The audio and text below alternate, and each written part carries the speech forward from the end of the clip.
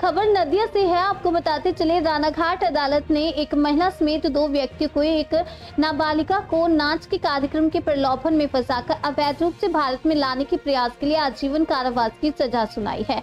सूत्रों के अनुसार 2021 के अक्टूबर महीने में एक बांग्लादेशी नाबालिगा को दत्तपुलिया सीमा से अवैध रूप से प्रवेश करते समय बीएसएफ ने गिरफ्तार किया था। बीएसएफ की पूछताछ में ये पता चला कि उसे भारत में नाच के कार्यक्रम में प्रदर्शन करने का प्रलोभन देकर बिक्री के इरादे से लाया गया था।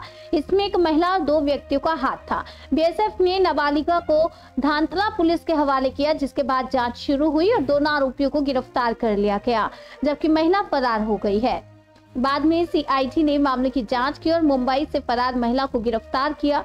रानाघाट फास्ट ट्रैक कोर्ट में चल रहे मामले में बीएसएफ सहित कई गवाहों और सबूतों के आधार पर अदालत ने महिला और 2 पुरुषों को दोषी ठहराया है। शनिवार को न्यायाधीश मनोदीप दासगुप्ता ने आरोपियों को आजीवन श्रम कारावास की सजा सुनाई।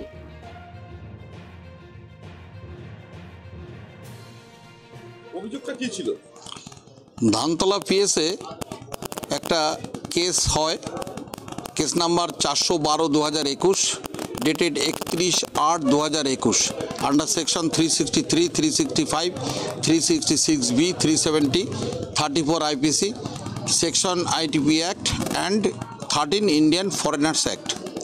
এই কেসে ওয়ান সন্দীপ কুমার, তিনি এসআই বিএসএফ বিউপিতে আউটপোস্টে তার পোস্টিং। সেই ভদ্রলোক যখন পেট্রোলিং ডিউটি করছিল তখন ওয়ান অবিনাশ কুমার এবং পঙ্কজ মিনা তাদের রোজকার ডিউটিতেও ছিল।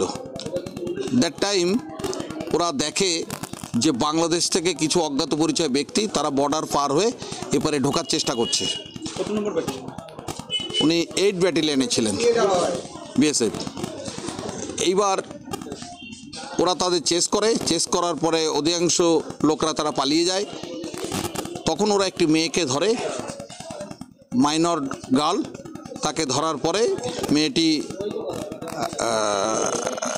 বিএসএফের কাছে ধরা পড়ার পরে বিএসএফ তাকে তাদের বিউপিতে নিয়ে আসে। বিউপিতে নিয়ে আসার পর তাকে যখন জিজ্ঞাসাবাদ করে সে তখন কনফেস করে যে আমাকে ওরা ইন্ডিয়াতে নাচের প্রোগ্রাম করার জন্য নিয়ে এসেছিল ভুল বুঝিয়ে। আমি যখন জানতে পেরেছি যে আমি বিক্রি হয়ে যাচ্ছি তখন আমি সারেন্ডার করি বিএসএফের কাছে এবং সে সমস্ত ঘটনা বলে এবং ওকে তুলে দিচ্ছিল ওয়ান লতা। এই টোটাল র্যাকেটটা তৈরি হয়েছে বাংলাদেশে বসে। ওয়ান বাদশাহ বলে একজন লোক, সে হচ্ছে এই র্যাকেটের head of the racket.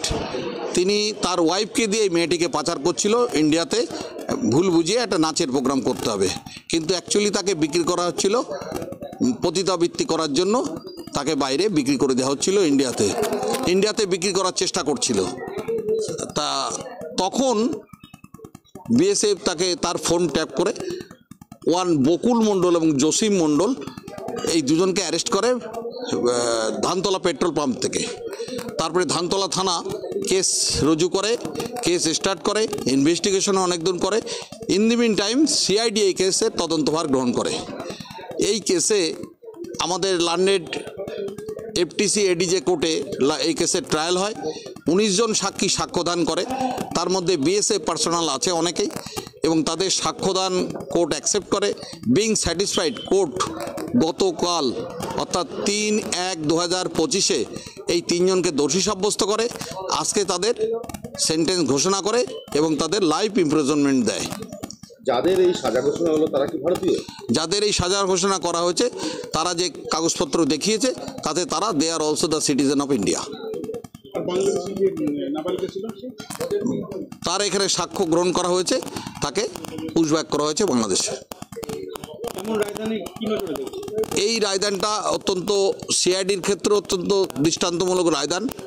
CID Ranaghat আদালতে এই প্রথম সিআইডির একটা কেসে লাইফার হলো এবং যে সমস্ত সেকশনে কোর্ট এই কেসে লাইফার দিয়েছেন তার মধ্যে 363-34 দিয়েছেন 7 ইয়ার্স 10,000 টাকা জরিমানা, 120B-তে দিয়েছেন লাইফ ইমপ্রিজনমেন্ট 10,000 টাকা জরিমানা, 365/34 দিয়েছেন 7 ইয়ার্স কনভিকশন 10,000 টাকা জরিমানা, 360B सब क्लास बी एंड 34 दिए लाइफ इम्प्रिजनमेंट 10,000 टाका जरिमाना, 370 সাব ক্লাস 4/34 দিয়েছে লাইফ ইমপ্রিজনমেন্ট এবং 10,000 টাকা জরিমানা। সমস্ত সাজা একই সঙ্গে চলবে।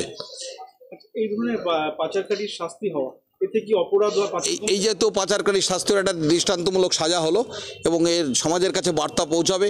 অত্যন্ত নিন্দনীয় এবং ঘৃণ্য অপরাধ তারা করতে গিয়ে ধরা পড়েছে এবং বিএসএফের তৎপরতায় তারা ধরা পড়েছে এবং এটা আমাদের বিএসএফ নিশ্চয়ই প্রশংসনীয় কাজ করেছে। এই কেসে ধানতলা থানা অনেক দূর ইনভেস্টিগেশন করেছে, তাদের ইনভেস্টিগেশনও সঠিক। পরবর্তীকালে এই কেস যিনি ইনভেস্টিগেশন করে নিয়েছেন সিআইডির ইন্সপেক্টর অঞ্জনা ভৌমিক রায় এবং তারও ইনভেস্টিগেশন করেছেন। ইনভেস্টিগেশনে যে সমস্ত সাক্ষীরা সাক্ষী দিয়েছে, যারা কোর্টে এসে তাদের সাক্ষীরা সাক্ষ্যদান করেছেন, বিং স্যাটিসফাইড কোর্টে সাজা দিয়েছেন। এবং আমি মনে করি পুলিশ, সিআইডি এবং যারা বর্ডারে আছেন বিএসএফ, তারা তাদের কর্তব্য সঠিকভাবে পালন করেছে। আমার